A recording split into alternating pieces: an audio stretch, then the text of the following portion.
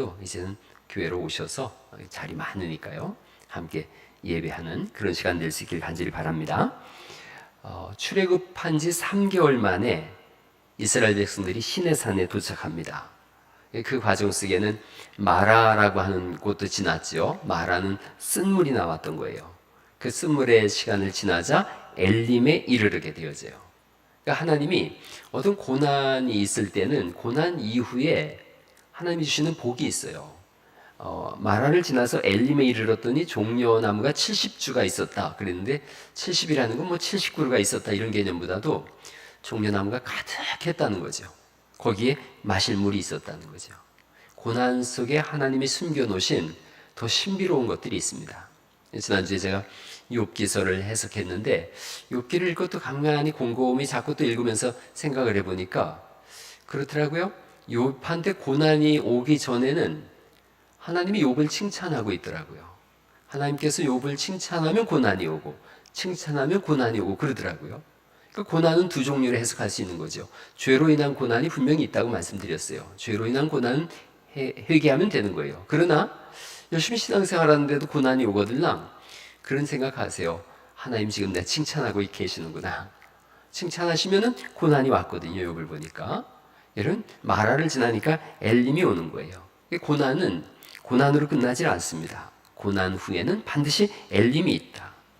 자, 이들이 3개월 뒤에 드디어 시내산에 도착했어요. 또 더 아주 중요한 것은 이집트에 살 때는 달력이 없었어요. 이집트에서 종으로 살 때는 달력이 없었습니다. 그러니까 400년을 지냈지만 오늘이 무슨 날이고 그런 게 없었어요. 그러니까 노예로 살 때는 달력이 필요 없는 거예요. 무의미한 날이었다는 거예요. 오늘날 우리로 가져오면 예수님 없이 산다면 모든 날이 무의미한 날이에요. 아무리 인생 속에서 의미를 찾으려고 하지만 100년밖에 안 되는 인생이 영원에 이렇게 집어넣어 보면 예수님 없이 산 시간은 무의미한 날인 거죠. 그래서 성경이 오늘 이제 19장 1절이 이렇게 시작되어지는 거예요. 이스라엘 자손이 애굽 땅을 떠난 지 3개월이 되던 날 이렇게 돼 있어요. 제가 가지고 있는 성경이 이 개역 개정하고 세번역 대조 성경이거든요. 대조판에는 정확하게 해석이 되어져 있어요. 이렇게 되어 있습니다. 이스라엘 자손이 이집트 땅에서 나온 뒤 셋째 달 초하룻날 바로 그날 이렇게 써 있어요. 바로 그날 이게 되게 중요해요. 그래서 정확하게 원어적으로도 3개월 때 되던 날 바로 그때에 바로 그날에 바이옴 하제라고 하는 히브리어인데 바로 그날에 그 오늘날도 이걸 다시 이스라엘 사람들의 관념 속에서 생각하면 오늘 이런 뜻입니다. 3개월차 되던 오늘 더 정확하게는 지금 이런 겁니다. 그리고 이때부터 달력이 시작됐기 때문에 이때부터 이스라엘의 날들이 시작된 거예요. 의미 있는 날들이 시작된 거예요. 그러니까 우리가 신앙생활하기 전에도 여러 가지 삶의 의미들이 왜 없었겠어요? 그러나 진실한 영적인 의미에서 영원한 세계에서의 의미는 예수님 만난 날부터가 의미가 있는 날들이에요. 이스라엘 백성들이 시내산 앞에 섰어요. 그리고 바로 지금 오늘 그때부터가 이스라엘 역사의 시작이에요. 역사적인 오늘이고 역사적인 지금이에요. 영원한 세계의 출발점인 거죠. 그리고 이스라엘이라는 나라의 구속사가 실질적으로 시작되는 날이고 조금 이따가 이제 제가 5절 말씀을 읽어드리겠지만 하나님의 소유가 되는 날이에요. 5절에 이렇게 돼 있거든요. 세계가 다 내게 속하였나니 너희가 내 말을 잘 듣고 내 언약을 지키면 너희는 모든 민족 중에서 내 소유가 되겠고 20장에 십계명이 나오잖아요. 하나님 말씀을 들어요. 그때부터 내 소유가 되겠다 이렇게 말씀하는 거예요. 오늘 도착했어요. 그리고 오늘 율법을 받는 거예요. 오늘 하나님의 백성으로 출발되어지는 거예요. 어제는 역사 속에서 사라진 날이에요. 내일은 우리의 날이 아니에요. 성경은 오직 오늘이다 이렇게 말씀하세요. 그래서 예수님 만나는 것도 지금 만나는 거예요. 또 주의 일을 감당하는 것도 내일 하지 아니에요. 지금 하는 거예요. 고린도후서 6장 1절 말씀을 읽어드릴게요. 우리가 하나님과 함께 일하는 자로서 너희를 권하노니 하나님의 은혜를 헛되이 받지 말라. 이르시되 내가 은혜 베풀 때에 너에게 듣고 구원의 날에 너를 도왔다 하셨으니 보라, 지금은 은혜 받을 만한 때요. 보라, 지금은 구원의 날이로다. 지금을 말씀하세요. 하나님과 동역한 바울의 고백이에요. 나 지금 일하고 있다. 지금. 하나님도 지금 일하고 계신 거예요. 그래서 우리에게 성령님께서 마음에 어떤 감동을 주시거든요. 미루지 말라는 거죠. 다음에 믿지 다음에 하지. 아니에요. 하나님의 이 사역은 항상 지금이에요. 지금 믿는 거고 지금 시작하는 거예요. 그래서 성령의 감동은 소멸치 말라 그랬는데 주님이 우리 마음속에 막 말씀하실 때가 있어요. 이 말씀 오늘 예배 오신 여러분들 환영하고요. 혹시 집안에서도 교회 갔어야 되는데 그럼 바로 와야 되는 거예요. 그런 마음을 자꾸 소멸하지 마세요.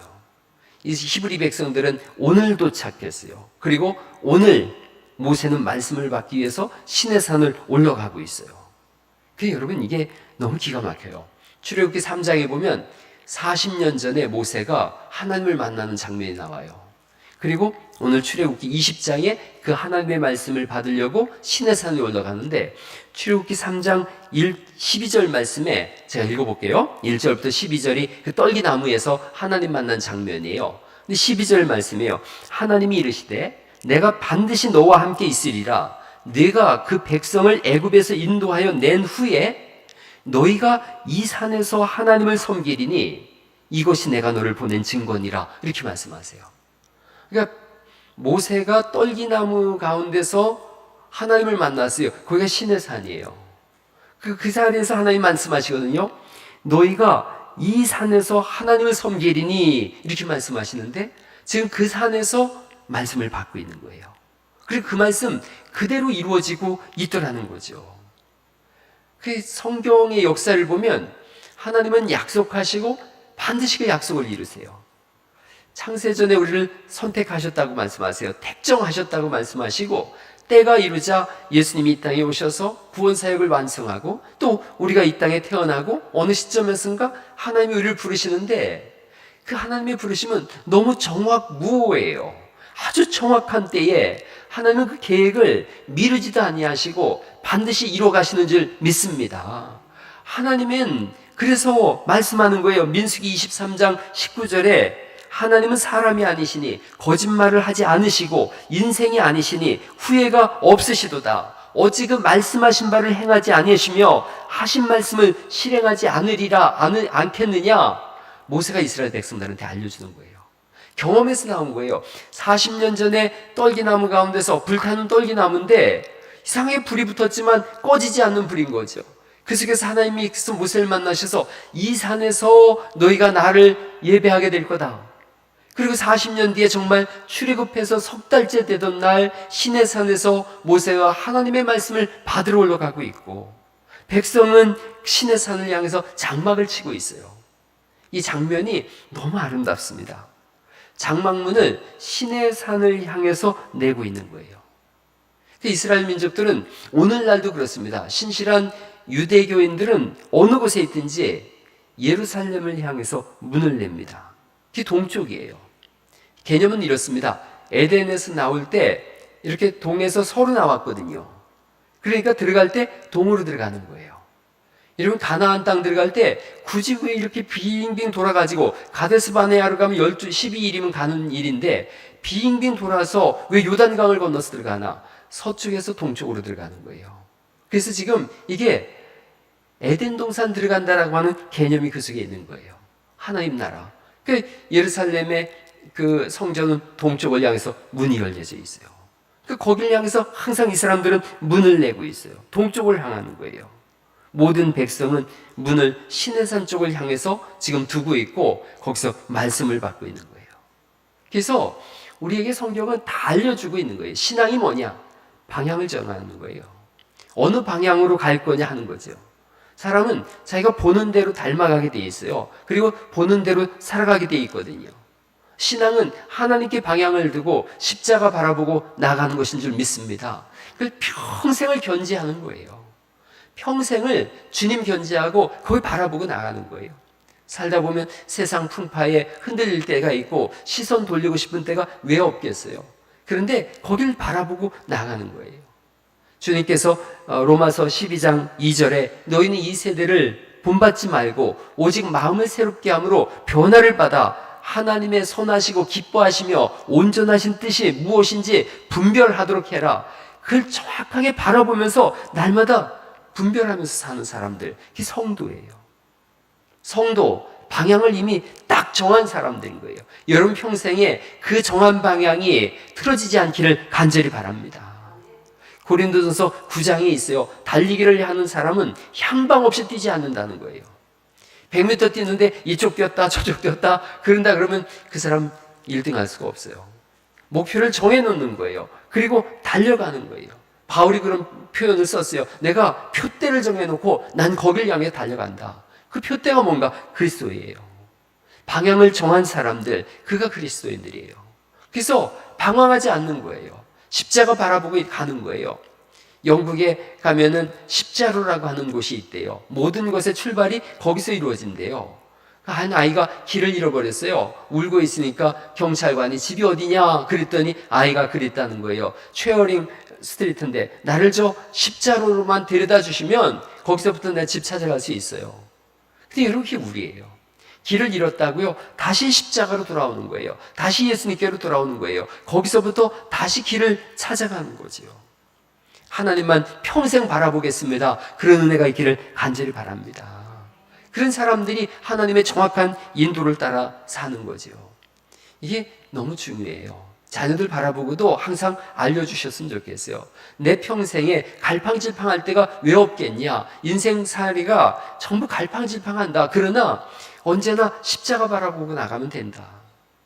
제가 아내한테 길을 어디로 가는 건지 전주에 한번 갔는데 아내를 내려주고 오는데 잘 모르겠는 거예요. 그러니까 아내가 이쪽으로 쭉 가서 왼쪽으로 가서 오른쪽으로 막 그렇게 얘기를 하길래 그렇게 알려주면 나 모른다 그랬어요.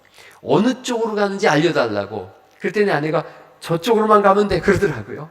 그러면 여러분 되게 쉬워요. 길 알려주실 때 여러분들도 잘 모르겠다 그러면 저쪽으로 가면 됩니다 이렇게 알려주면요 이쪽으로 갔다가도 반드시 거기만 보고 가면 되는 거니까요.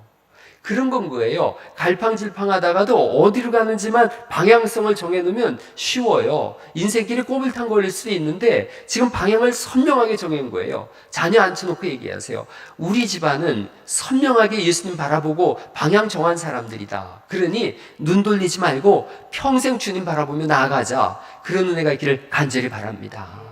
모세는 시내산 올레에 올라가서 하나님 말씀을 받고 있고 이스라엘 백성들은 전부 문을 시내산을 향해서 내놓고 있어요. 하나님만 평생 바라보겠습니다. 그러자 하나님도 이렇게 말씀하시죠. 4절 말씀입니다. 내가 애굽 사람에게 어떻게 행하였음과 내가 어떻게 독수리 날개로 너희를 업어 내게로 인도하였음을 너희가 보았느니라 이렇게 말씀하세요. 여러분 이 4절이랑 5절은 구약 성경에 있어서 너무너무 중요한 말씀이에요. 4절에 독수리 날개로 업어왔다는 거예요. 이스라엘 백성들은 이거에 대해서 굉장한 자긍심이 있어요.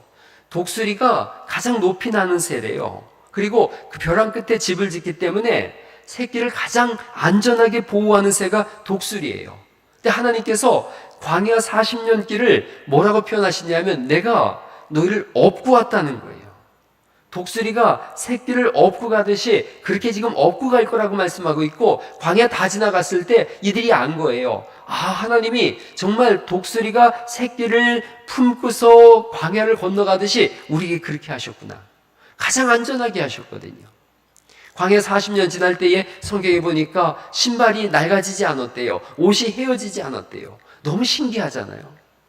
아니 한두 해도 아니고 40년을 그 당시엔 가죽이 좋았나? 아니에요. 하나님의 특별한 보호하심이 있었던 거예요. 그 환경과 모든 것이 완벽했던 거예요.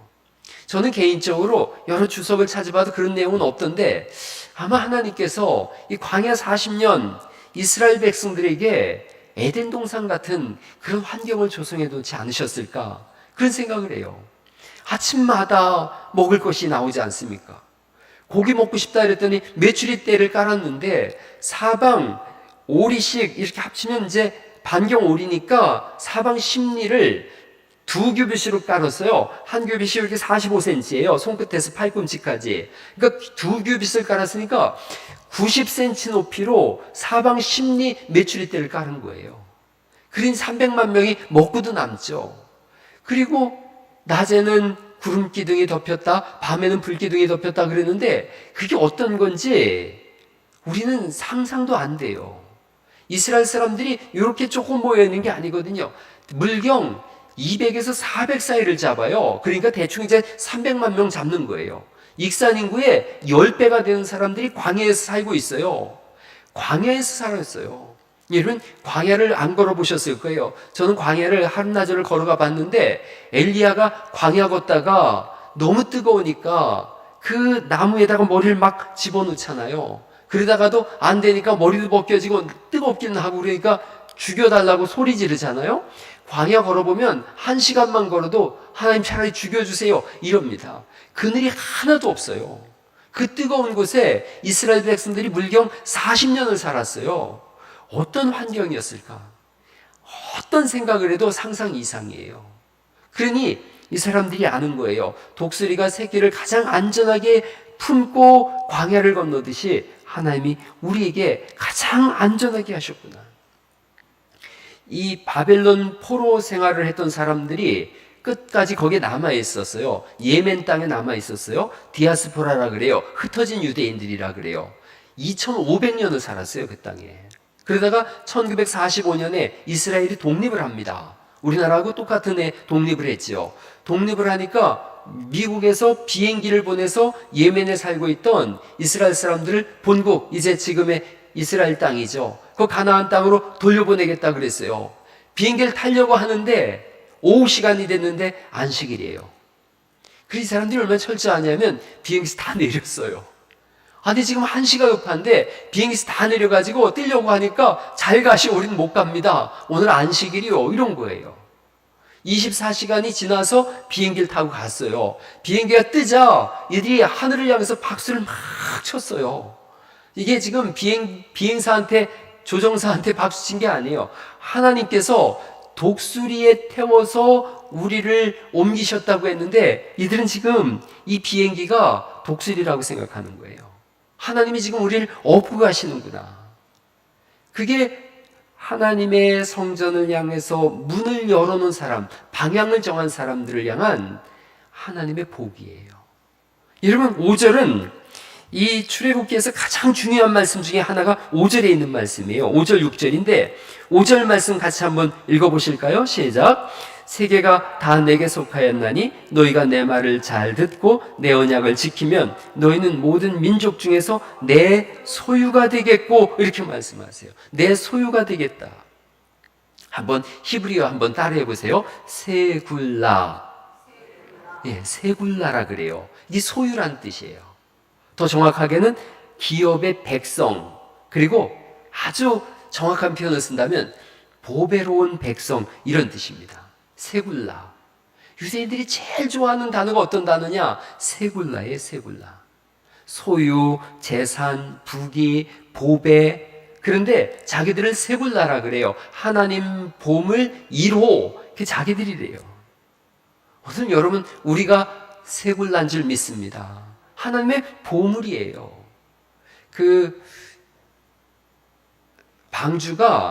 방주라는 말에는 그 보석함이라는 뜻이 담겨져 있어요. 뭔가를 담는 보석함이라는 뜻이 담겨져 있어요. 그러니까 노아의 방주 속에 노아가 들어갔어요. 노아는 하나님의 세굴라였던 거예요. 보물 1호였던 거예요. 여러분, 그 방주라는 말이 모세가 탄 그것도 똑같은 방주라는 단어를 썼어요. 그러니까 그게 뭔가, 갈대 상자가 뭐냐? 그 속에 모세가 담겼어요. 하나님의 보물 1호가 모세라는 거예요. 그런데 오늘 이스라엘 백성들을 향해서 하나님 말씀하세요. 너희는 나의 세굴라가 되겠다. 오늘 우리에게 똑같이 말씀하시는 거예요. 너희는 택한 족속이다, 왕같은 제사장이며 거룩한 나라고 하나님의 소유된 백성이라고 베드로서에서 말씀하고 있는데, 하나님의 소유된 백성, 그건 헬라어고 구약의 히브리어로 굳이 바꾼다면 세굴라예요. 너희는 하나님의 보물이다. 더 생각해 보세요. 이스라엘 민족이 어떤 민족이냐면 가장 약하고 하찮은 백성이에요. 노예살이한 걸요. 400년간 노예살이했어요. 그러니까 출신이 뭐냐? 노예예요.